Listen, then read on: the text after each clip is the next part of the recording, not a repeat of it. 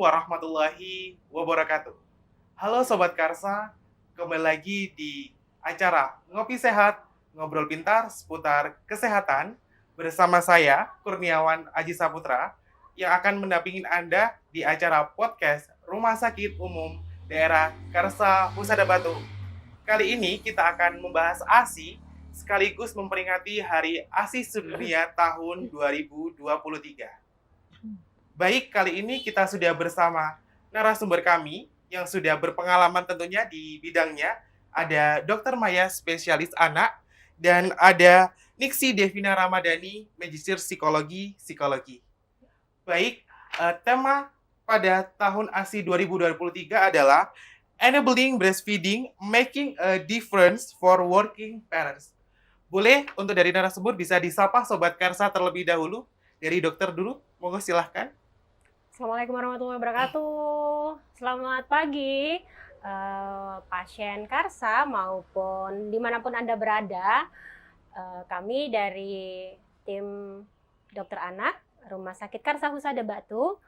Kebetulan saya yang mewakili untuk podcast hari ini tentang Pekan ASI Sedunia.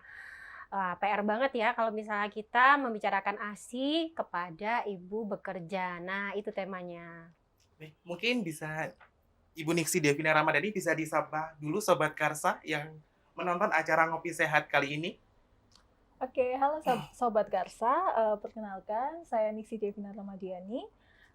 Saya psikolog di Rumah Sakit Karsa Husada Batu. Pada kesempatan kali ini, dalam rangka Hari ASI Sedunia, mari kita belajar bersama-sama untuk mengenal lebih dalam pentingnya ASI dan juga parenting untuk pertumbuhan dan perkembangan anak. Oke. Baik, Sobat Karsa. Mendidik anak dan memberikan ASI untuk tumbuh kembang anak sangat penting sekali. Karena dari itu, ini sangat sulit diterapkan bagi orang tua yang sedang sibuk untuk bekerja, dokter. Mungkin dari situ, waktu periode emas pada pertumbuhan anak, pada waktu kapan, dokter? Kalau bisa dijelaskan untuk Sobat Karsa. Jadi kita mengenal 1000 hari. 1000 hari itu adalah periode emas bagi seorang anak. 1000 hari itu kalau misalnya dihitung, itu semenjak bayi di dalam kandungan sampai dia usia 2 tahun. 2 tahun itu sama dengan 365 hari dikali 2 ya. Nah, ditambah di dalam perut. Makanya total adalah 1000 hari itu periode emas. Berarti 1000 hari itu adalah periode yang sangat bagus untuk masa kembang anak ya, dokter ya? Betul, jadi kita mengoptimalkan stimulasi tumbuh kembang anak di 1000 hari pertama. Jadi sebenarnya masalah pada anak untuk terutama tumbuh kembang itu tidak bisa serta-merta setelah anak lahir. Jadi sejak dia di dalam kandungan itu harus sudah diintervensi seperti itu. Oke, baik dokter. Kalau murid dari segi psikologinya bisa dijelaskan Ibu Nixi? Oke, baik. Nah, seperti yang disampaikan Dr. Maya tadi, 1000 hari pertama itu bisa dikatakan sebagai masa keemasan gitu ya, untuk anak bisa bertumbuh dan berkembang. Ibaratnya seorang anak itu seperti kertas kosong gitu ya ketika lahir. Kemudian kita sebagai orang-orang yang ada di lingkungan anak itu bertugas gitu ya untuk memberikan atau menulis gitu ya, menstimulus gitu ya, menstimulus anak sehingga anak itu bisa bertumbuh dan berkembang tidak hanya secara fisik saja, tapi juga menumbuhkan kepribadiannya yang lebih matang seperti itu. Oke, baik. Ini ngobrol-ngobrol untuk pemberian ASI nih dokter ya. Kan masyarakat masih belum tahu. Nah, pemberian ASI yang ideal bagi anak itu rentangnya berapa lama?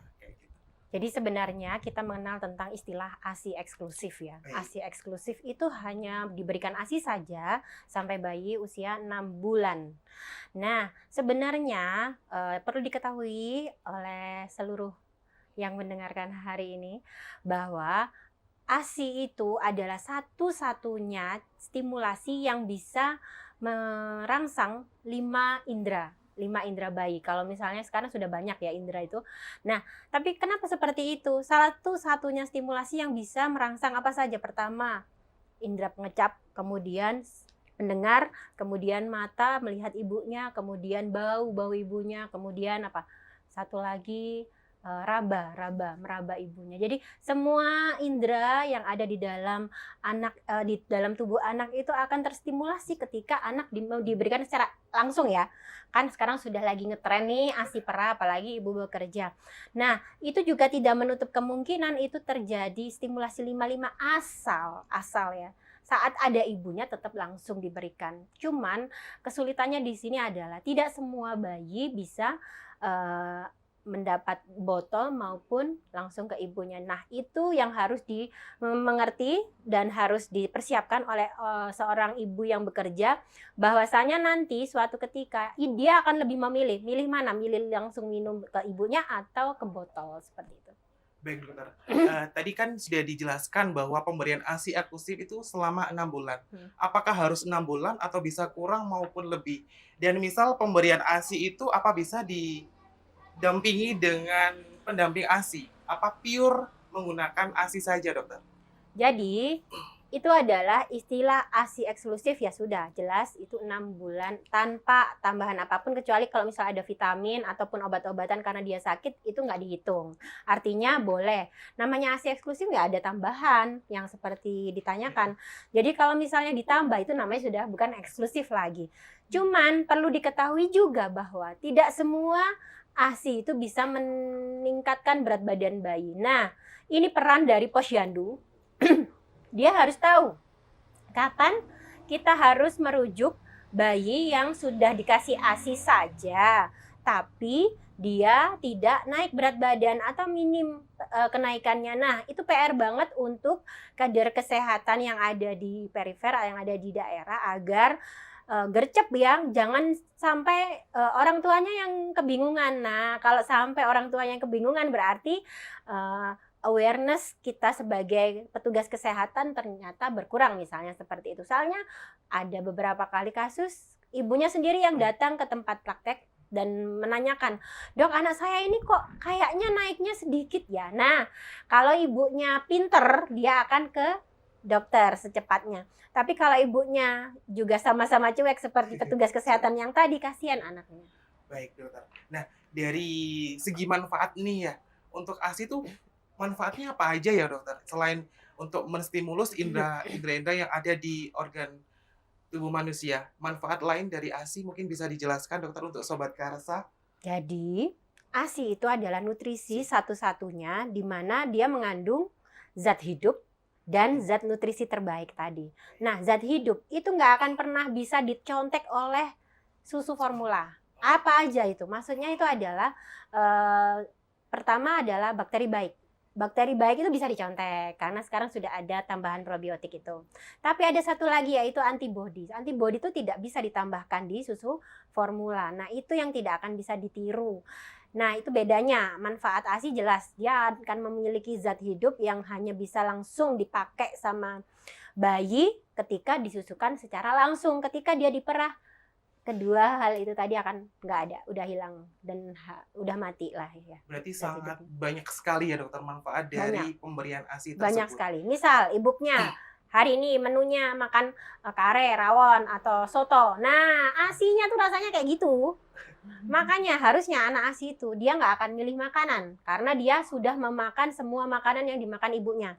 Cuman kadang kesalahannya adalah saat MPASI yang diberikan adalah MPASI instannya. Bayi mikir, ini makanan yang mana ya? Dia tuh sudah punya kamus sebenarnya di dalam otaknya dia bahwa ibunya tuh sudah makan A, B, C, D, E, F, G, H, I, J.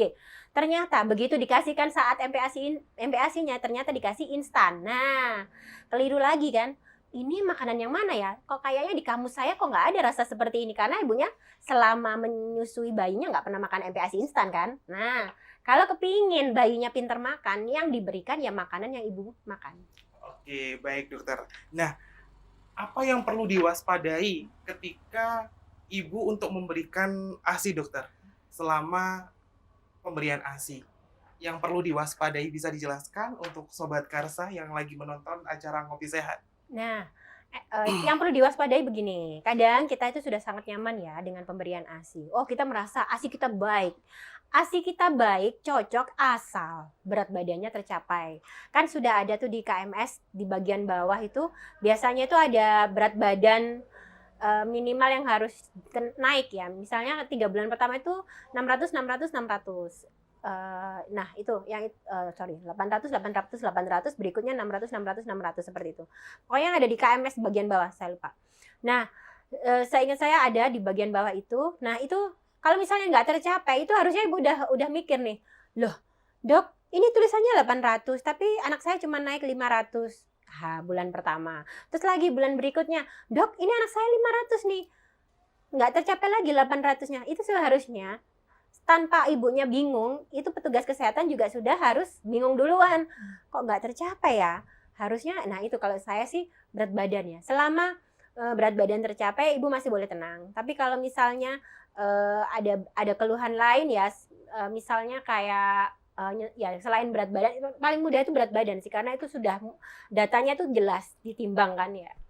Kalau misalnya enggak ya ini sih masalah refleks ya, misalnya kayak refleks karena refleks-refleks pada bayi itu kadang harus sudah nggak ada setelah anak usia 3 bulan misalnya seperti itu harusnya saat ibu menyusui secara langsung ibu tahu kok anak saya ini kok nggak negak-negain leher ya dok, kok naik gini terus. Nah itu kan harusnya aneh. Makanya sebenarnya kalau gendong itu digendong begini, jadi biar tahu kan habis nyusuin kan kita harus sendawain tuh. Nah posisi seperti ini kan jadi tahu kekuatan lehernya tuh ada apa enggak. Nah itu juga perlu di warning juga. Diperhatikan juga. Benar. Oleh orang tua. Ya, kalau mungkin dari sisi psikologi, perkembangan anak secara psikis itu meliputi apa saja? Bisa dijelaskan, Ibu Niksi?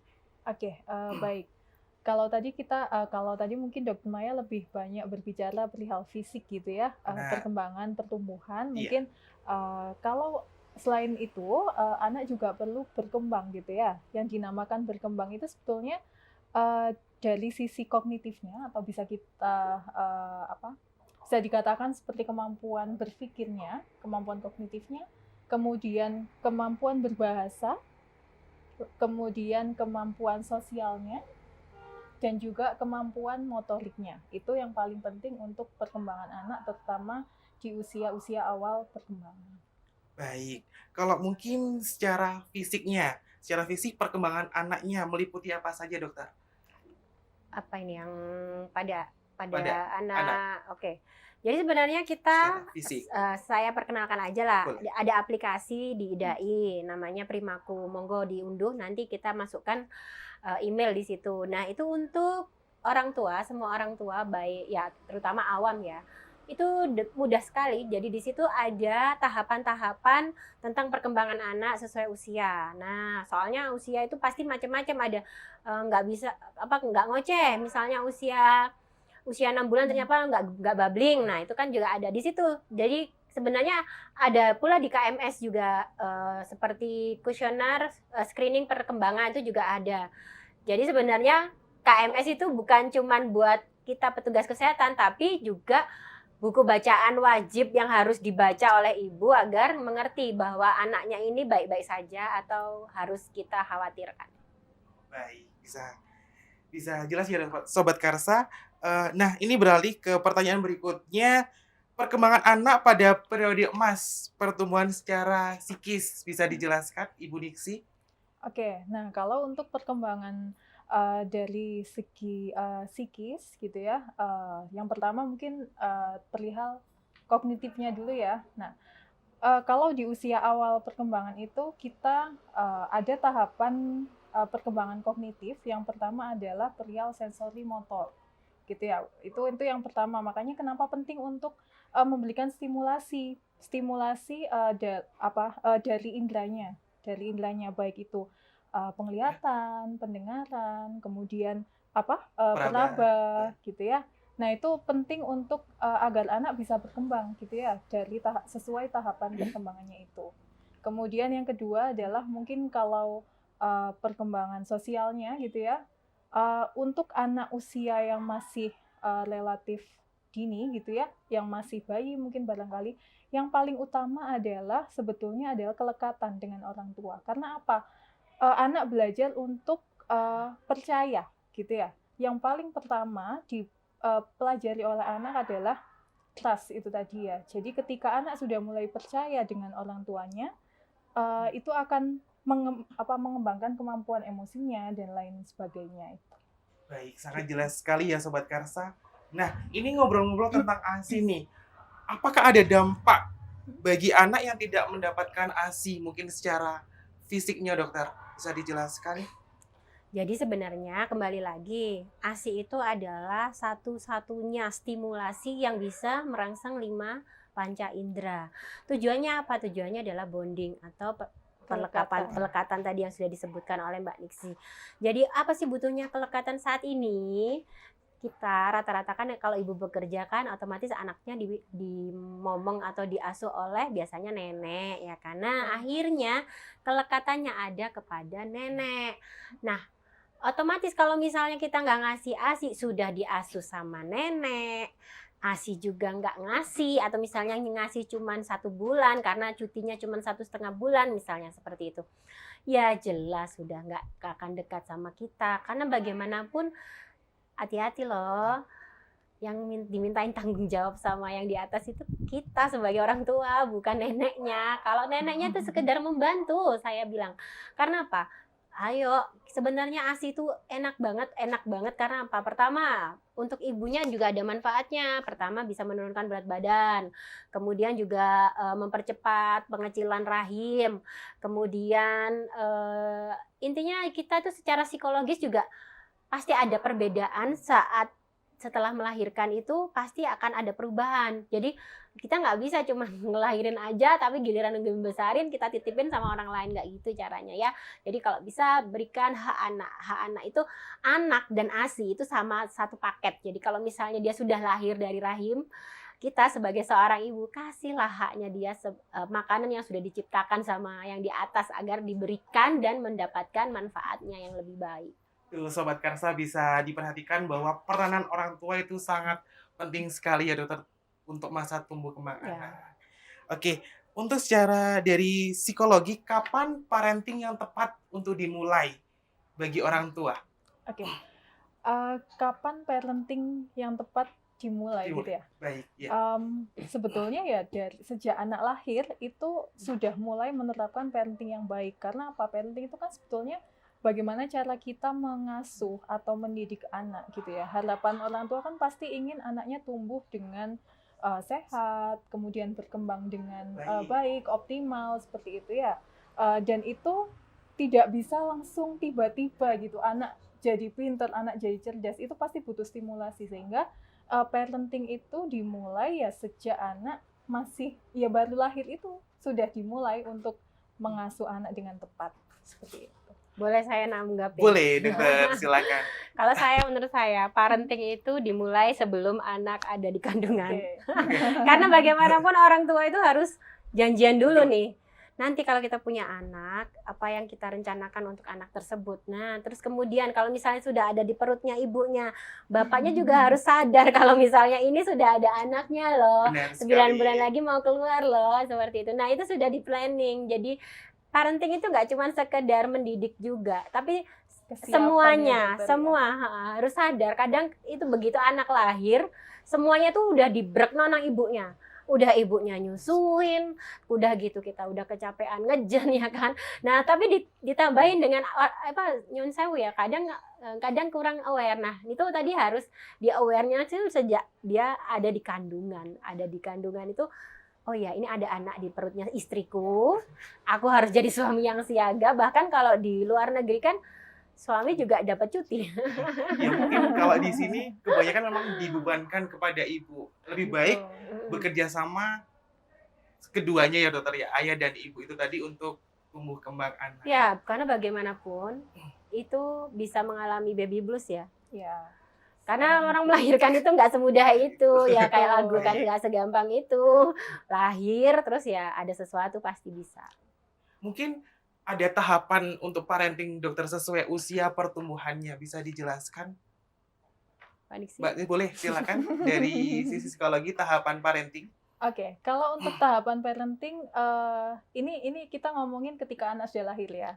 Ketika anak sudah lahir ya tentu saja harus memperhatikan gitu ya tahapan perkembangan anak. Nggak mungkin anak baru lahir langsung diajarkan untuk calis itu kan nggak mungkin.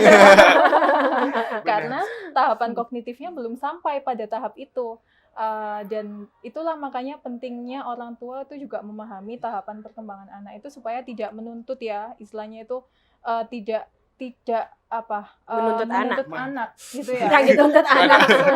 Untuk langsung bisa semuanya gitu ya. Tapi kita juga perlu untuk memahami nih bahwa tahapan perkembangan itu dimulai misalkan tahapan perkembangan kognitif ya. Yang pertama adalah sensori motor tadi, kemudian praoperasional, kemudian operasional Bahasa. konkret, operasional formal. Jadi dimulai dari hal-hal sederhana yang mungkin hanya menggunakan alat indera kita ya. Kemudian nanti anak sudah mulai berkembang, sudah mulai tumbuh dan usianya juga bertambah, itu sudah mulai bisa berimajinasi. Kemudian nanti di usia yang mungkin sudah 3 tahun ke atas barangkali ya, anak sudah mulai mengenal lingkungannya. Nah, itu juga akan berkembang secara sosial juga. Baik. Gitu. Nah, ini ngomong-ngomong tentang tema yang kita angkat adalah enabling breastfeeding, making a difference for working parents, dokter. Apakah ada dampak bagi orang tua yang sibuk bekerja dalam masa pertumbuhan anak? Seperti itu. Jelas ada. Jadi banyak ya kasus ya di mana kita itu secara tidak langsung dengan kita bekerja, kita itu meninggalkan anak dalam arti harfiah benar-benar tinggalkan. Kadang tuh ada yang anaknya udah ikut sama neneknya dan itu beda tempat ya. Beda tempat dengan ibunya, bapak ibunya di sini, anaknya sama neneknya di suatu lokasi tempat lain. Nah, baru ketemu paling cepat seminggu sekali lah ya. Atau kalau enggak 1 bulan sekali. Jadi rasanya itu pasti akan sulit sekali bagi seorang anak itu mengenal dalam arti pendekatannya itu juga berkurang gitu. Kenapa sih? Karena bagaimanapun yang bantu kita itu nggak akan selamanya kan. Benar. Pada akhirnya yang anak tadi itu akan dikembalikan kepada kita. Itu anakmu. Ini kamu harus menerimanya bagaimanapun. Nah, oke, saat ini orang yang membantu kita itu masih ada, masih sehat. Tapi sampai kapan ya kan? Perlu dipertimbangkan itu. Kalau misalnya memang sebelum dia hamil pun sudah dipertimbangkan, nanti kalau misalnya kamu hamil, Dek, nanti anaknya sama siapa, misalnya sama ibu, oke sudah. Tapi sampai kapan kan kita juga dipikirin. Nah, soalnya bagaimanapun ini tanggung jawab kedua orang tua, bukan tanggung jawab nenek maupun kakek. Benar, sangat berdampak sekali ya untuk Ya. masa tumbuh kembang anak. Ya. Baik, kalau secara psikisnya bagaimana ketika orang tua sibuk kerja dalam masa pertumbuhan anak? Ibu Niksi bisa dijelaskan? Oke. Yang pasti sih ini ya, mempengaruhi ke kelekatan anak itu tadi ya, Pak. Baik. Dan padahal sebetulnya kelekatan anak itu bisa mempengaruhi tadi trust anak itu bisa mempercayai atau tidak mempercayai orang tua gitu ya, istilahnya seperti itu. Nah, dampak yang paling besar adalah ketika anak itu jadi kurang lekat dengan orang tua, itu bisa mempengaruhi perkembangan emosinya. Banyak sekali kasus-kasus yang munculnya gitu ya bahkan di usia dewasa itu bermula dari ketika dia itu justru masih kecil, di mana dia itu merasa diabaikan, tidak terpenuhi gitu kebutuhan Kasih sayangnya. kelekatan dengan orang tuanya, sehingga dia tidak terpenuhi itu kebutuhan dari orang tuanya perihal kasih sayangnya itu tadi, sehingga itu juga ternyata tidak berdampak 1-2 tahun saja, bahkan sampai dia dewasa itu ternyata membekas gitu ya di pikiran anak. Oh, dulu orang tuaku tidak dekat dengan aku, sehingga mungkin barangkali jadi tidak terbuka dengan orang tua. Betul, dan dampaknya nanti bisa kemana-mana gitu ya, dokter ya. Iya, otomatis nanti stylenya beda lagi nanti. Ya, seperti itu. Baik, ngomong-ngomong tentang dampak, dan ini dampak yang cukup berpengaruh, maksudnya selamanya bisa jadi ya dokter, ya Ibu Niksi ya. Mungkin ada solusi untuk masyarakat ketika orang tua yang sibuk bekerja dalam memberikan ASI serta mendidik anak. Solusi yang tepat untuk pemberian ASI dan mendidik anak, dokter. Jadi sebenarnya begini, oke, kita bekerja dan kita punya anak. Nah, yang pertama maunya kita ASI kan ya, yang terbaik, ASI yang terbaik. Nah, tapi kita harus perlu kita sadari bahwa ASI kita harus disiplin. Kalau ASI perah itu harus disiplin memerah. Kalau kita nggak disiplin memerah, nggak akan keluar ASInya. Terus ya disiplin tuh gimana? Disiplin tuh disesuaikan dengan jadwal kerja juga. Maksudnya gini, mungkin nggak kamu pumping itu jam segini, sedangkan kalau misalnya itu perawat dia itu shift-shiftan, kalau dokter mungkin pagi mungkin ya, atau mungkin yang pegawai yang lain yang cenderung pagi, atau kalau shift itu kan harus menyesuaikan jadinya. Mungkin nggak jadwal saya perah ini akan mengganggu misal pas ngoplos obat atau pas, nah seperti itu. Nah itu semua intinya kalau misalnya memang ada permasalahan seputar ASI, boleh diskusi sama saya sebagai dokter anak di Karsa, boleh. Jadi intinya gimana dok? Nah kadang kita itu kan sudah cuti tinggal 1,5 bulan nih, baru lahir. Kadang tuh saya tuh kalau saya kayaknya gini, Ibu bekerja ya? Iya, ibu bekerja. Nah, berarti ibu harus mulai nyicil dari sekarang untuk pumpingnya. Karena ASI terbanyak itu ya 1 bulan pertama. Jadi kalau bisa pumpingnya itu mulai sekarang. Oh, sekarang dok, nanti gimana dok? Jadi kadang itu kita itu menunggu ASI itu penuh, tujuannya itu biar banyak maksudnya. Padahal dengan ASI penuh itu justru nggak banyak ya, hanya berhenti di situ. Dan banyak airnya yang jelas. Nah itu anaknya pasti kekurangan gizi atau kekurangan nutrisinya. Kalau saya sih ya udah ibu rutinin. Jadi setelah ibu menyusui langsung pumping. Nanti kita susui lagi, pumping lagi. Begitu anak, soalnya nggak mungkin anak awal-awal bulan itu minum susu langsung dua-duanya itu nggak bisa. Karena lambungnya sangat kecil. Nah seperti itu. Jadi kalau memang niat untuk memberikan ASI perah, dipumping sejak awal bulan. Ya sejak hari ketiga pun sudah boleh pumping itu boleh. Berarti pinter-pinter orang tua untuk mengatur waktu ya dok? Iya, tapi tadi perlu diketahui dan perlu disadari bahwa kalau ASI perah, nutrisi yang merupakan zat hidup akan mati. Baik, mungkin dari sisi psikisnya mungkin ada solusi untuk orang tua ketika orang tua itu sibuk bekerja ketika mendidik anak. Bisa dijelaskan Ibu Niksi? Oke.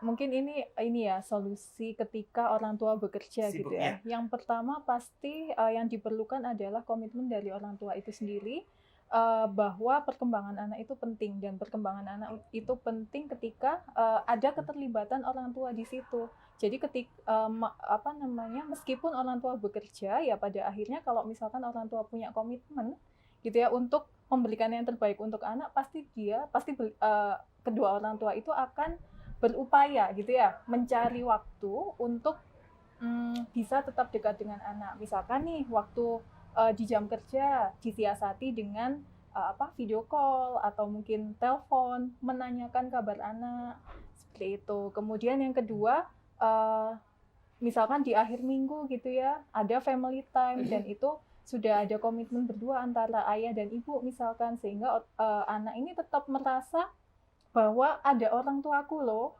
untuk ada sama aku kayak gitu.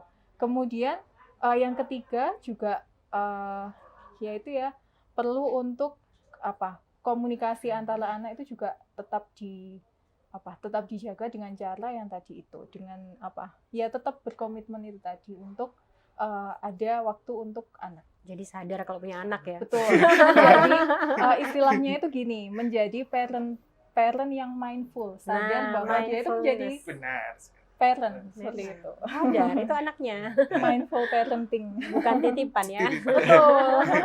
Titipan plus. Sudah tidak terasa dokter Ibu Niksi, obrolan pada kali ini mungkin ada beberapa yang untuk disampaikan untuk masyarakat yang lagi nonton di acara Ngopi Sehat Rumah Sakit Umum Daerah Karsa Husada Batu. Jadi untuk ibu bekerja, pemberian ASI sangat mungkin diberikan ya.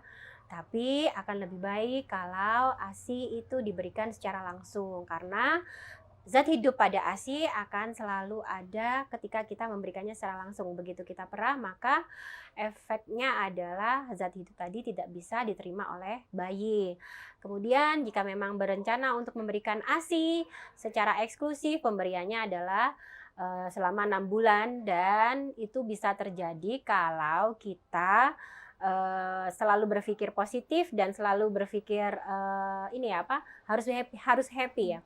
ASI itu bisa keluar kalau kita happy. Kalau misalnya kita nggak happy, ASI itu akan mampet sendirinya. Jadi itu juga cara cepat agar ASI banyak itu ya kita harus happy, kita nggak boleh tertekan, kita nggak boleh kepikiran seperti itu. Dan kalau misalnya memang ingin sukses ASI eksklusif, ya itu tadi harus dipastikan dulu nutrisi ibunya harus tercukupi, jangan bingung dengan jangan bingung sama makan aja apa aja dimakan seperti itu. Jadi kalau bisa banyakin makan dan memberikan ASI yang terbaik. Mungkin dari sisi psikisnya bisa disampaikan, mungkin ada beberapa untuk yang lagi nonton di acara Ngopi Sehat. Oke, untuk ini Orang settingnya tua. untuk orang tua yang Baik. bekerja Iya. ya. Bagi orang tua yang mungkin bekerja dan memiliki anak gitu ya, memiliki anak yang masih mungkin masih kecil gitu ya.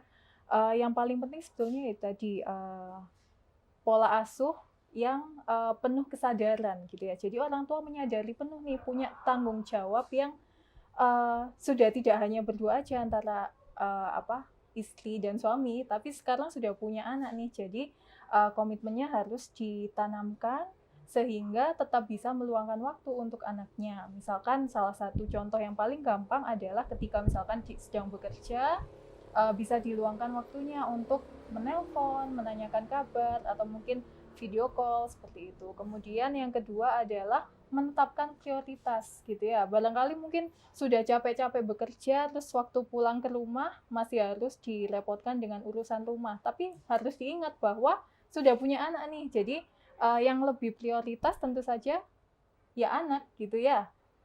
Sehingga dapat bisa ditetapkan prioritasnya tadi. Kemudian yang ketiga, setting untuk family time, istilahnya itu memberikan waktu luang untuk menghabiskan waktu bersama, seperti itu. Baik, terima kasih untuk narasumber kami berdua. Oke, Sobat Karsa, bisa disimpulkan bahwa pemberian ASI yang pertama itu sangat banyak manfaatnya, terutama untuk merangsang panca indera pada anak. Yang kedua, ketika memberikan ASI eksklusif adalah dalam waktu 6 bulan, begitu dokter ya. Kemudian yang ketiga adalah ketika mendidik anak, peranan orang tua itu sangat penting sekali untuk masa tumbuh kembang anak, terutama emosionalnya, karena itu akan berpengaruh sampai dewasa tentunya, selamanya seperti itu ya. Baik, untuk acara podcast Ngopi Sehat pada kesempatan kali ini sudah selesai. Baik, untuk Sobat Karsa yang ingin mengikuti sosial media kami supaya tidak ketinggalan berita-berita seputar kesehatan, bisa memfollow Instagram, Twitter, Facebook di RSU Karsa Husada. Dan jangan lupa subscribe YouTube kami di RSU Karsa Husada Batu. Dan jangan lupa tekan tombol loncengnya supaya tidak ketinggalan podcast-podcast selanjutnya. Terima kasih. Wassalamualaikum warahmatullahi wabarakatuh.